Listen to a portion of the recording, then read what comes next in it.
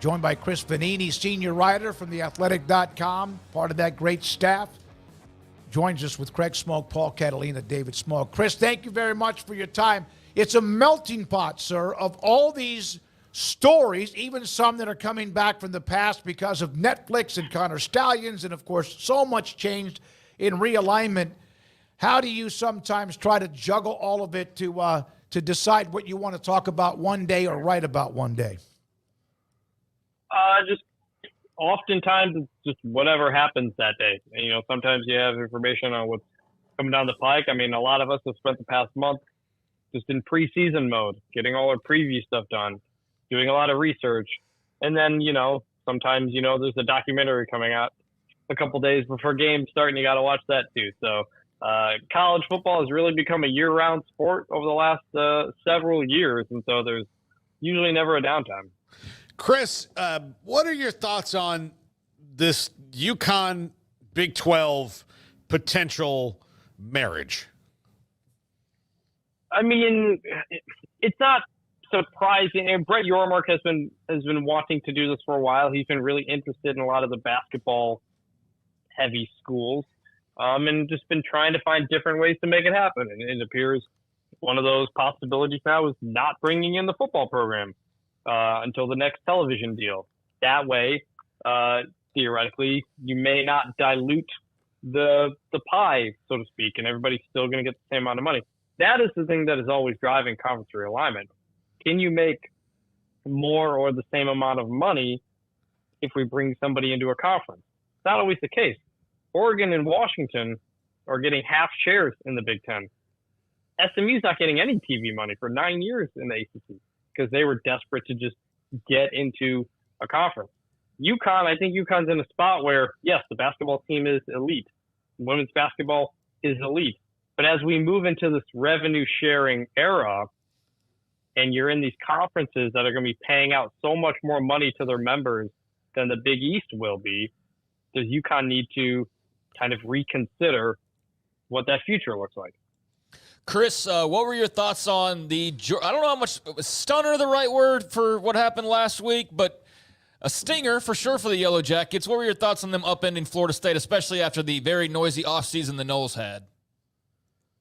I mean, I picked Georgia Tech to cover. I think Brent Keith's done a really good job there developing an identity, and they showed that. Florida State, I think you got to have a lot of concerns. The offense was absolutely not explosive like it was a year ago. Didn't throw the ball downfield very much. The defensive line, the front seven, which is supposed to be very good, was not.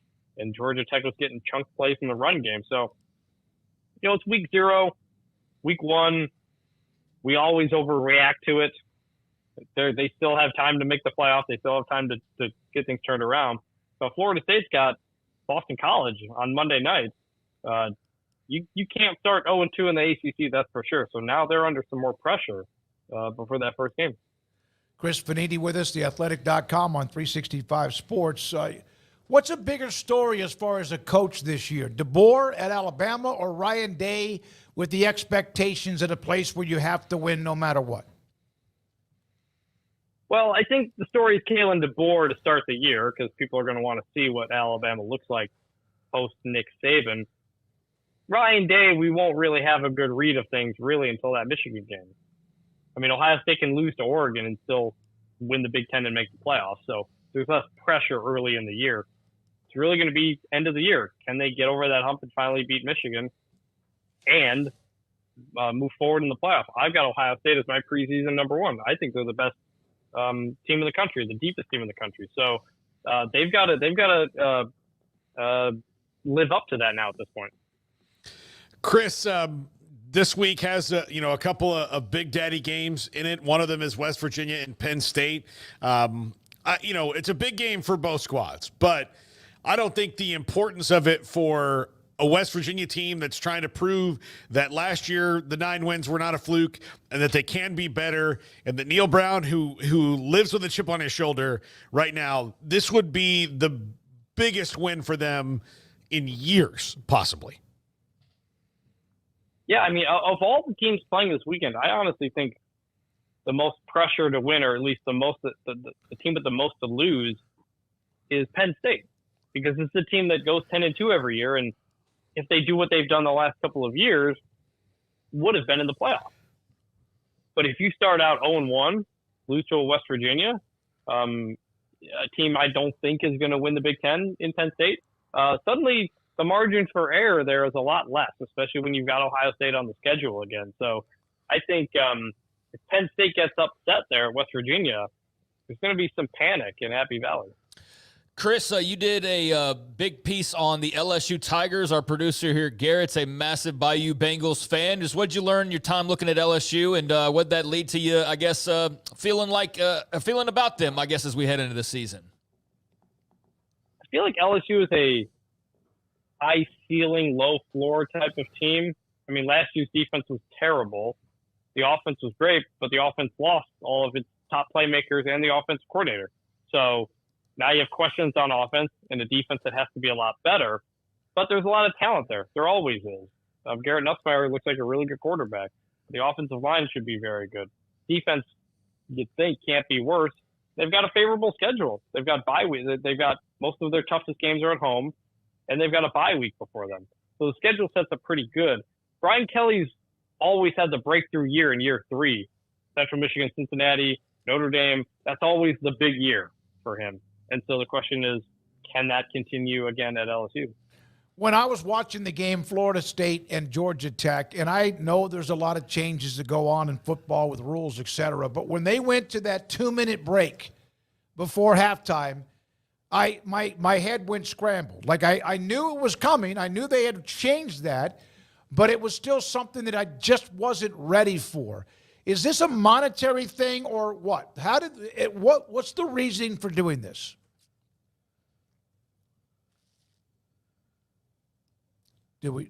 Chris, you there? Yeah, sorry. I guess I was muted. The reason is it's supposed to help with two reasons. One, it's supposed to help with the flow of the game. We all hate that scenario where you get touchdown, commercial, kickoff, commercial, because there's a set amount of television timeouts that have to be done in every quarter. And so if there's a guaranteed one at the 2-minute mark of the second and fourth quarters, then you don't have to rush into them earlier in the quarter or try to fit them in anywhere you can. And so that's part of it. The other reason is a lot of the rules changed in the last 2 minutes, like the clock, like some other things. And so this would make it just simpler. The problem is the Florida State-Georgia Tech game was a problem because there was only 2 possessions in the fourth quarter. Georgia Tech scored a touchdown on the first play. Florida State had like an 8-minute drive. Then Georgia Tech had like a 6-minute drive, and the game was over. So we got the 2-minute warning, but we still had to fit in 2 more TV timeouts in the final 2 minutes. And so it became very annoying to fans, understandably. But it's more because it was a really weird game. 14 possessions, the fewest possessions in any game since 2020. So no, the TV timeouts are not, the 2-minute warning is not adding any TV timeouts. I think people will get used to it, and you'll notice it more when we have high scoring games and stuff like that in terms of going to commercial less frequently at inopportune times. It was just kind of a weird start. Chris, Clemson and Georgia, obviously the biggest big name game of the week. Dabo Sweeney and Kirby Smart are both not releasing depth charts in whatever juvenile gamesmanship that is. If Clemson takes it on the chin in this game, now they could very well win. I mean, this is Dabo Sweeney team. If they take it on the chin, where does that kind of send them, and where does that put the ACC after week 1? Very much in flux, and that the 2 teams that people were kind of counting on are nebulous at best right now.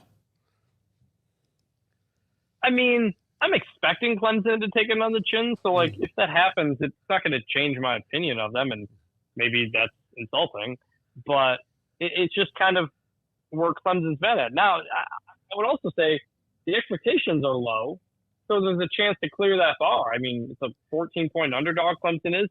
You keep that game close, you get into the fourth quarter, hey, then maybe Clemson does have something here. But yeah, it would be a tough start if the ACC opens up with a Florida State loss, a Clemson loss. You got Miami, Florida as well. So some high-profile games in the ACC early on. I mean, the ACC champion is going to make the playoff. It's guaranteed. That's the nice thing about a 12-team playoff.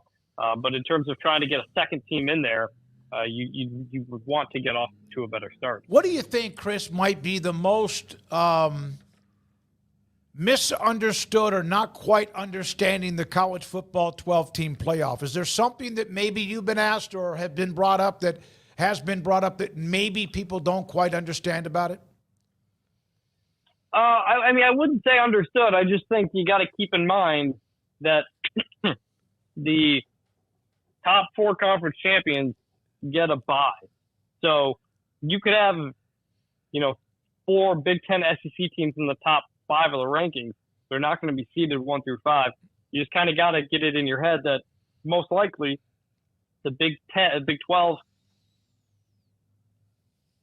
and ACC champions will be 3 and 4 seeds and get first round buys. So it's not necessarily misunderstood, but it's something people are going to have to remember and keep in mind when they're looking at the rankings. Do you think that when they place those 12 teams, and again, we're just now for the first full weekend, that because of what you mentioned, that there might be the avoidance of SEC against Big Ten, at least for the first round, on what might happen depending on who wins? Well, they say they're not going to purposely try to avoid rematches. That is just going to be what it is. If they happen to fall at that position in the rankings, that's what it is. Now, do I believe that? I don't know. I don't think. I imagine you would want to avoid first-round rematches. The NCAA tournament used to. I don't even know if it still does, but it used to have a no rematch policy for like the first and second rounds, maybe, or something like that. I do think college football would be best to avoid that, but you're only ranking, 7 at-large teams, and so there's only so much movement you can really do. Last thing, you brought up this note on your Twitter timeline about FBS, FCS, that some may not still understand it. I never had a problem with Division I and Division I AA. You brought that up. It made sense to me. I did, for a while, get confused, even though I do this for a living, with FBS and FCS. Why do you think they made the change? Just because of the playoff system? I mean, it was like 2006. I was still in high school at the time, honestly. I don't totally remember exactly what it was. I think that they just tried to – I don't know if they thought the term 1AA was insulting or something like that. Yeah. But to me, it just made everything more confusing, because then you would have people not realize that FCS is still Division I, And now there is a championship in the bowl subdivision, so it doesn't even apply anymore. And it's confusing. Like, if to a casual person, they don't know what FBS means, because it's a nonsensical term. If you just say Division 1A, Division 1AA, most casual people know what those terms mean. And so I just was thinking that since there was some confusion over what people were calling Montana State during that game against New Mexico, I was like, Montana State's Division I. That matters. Now, this ultimately may not matter, because in a couple of years or 5 years or so, we may have some sort of breakaway, and it doesn't even ultimately matter. But the move to FBS and FCS, to me, I think was an absolute waste of time and just only made things more confusing. Chris Vannini, senior writer, theathletic.com. Chris, thank you very much. Have a great first full weekend of college football. Yep, thanks for having me. Thank you, Chris Vannini, with us.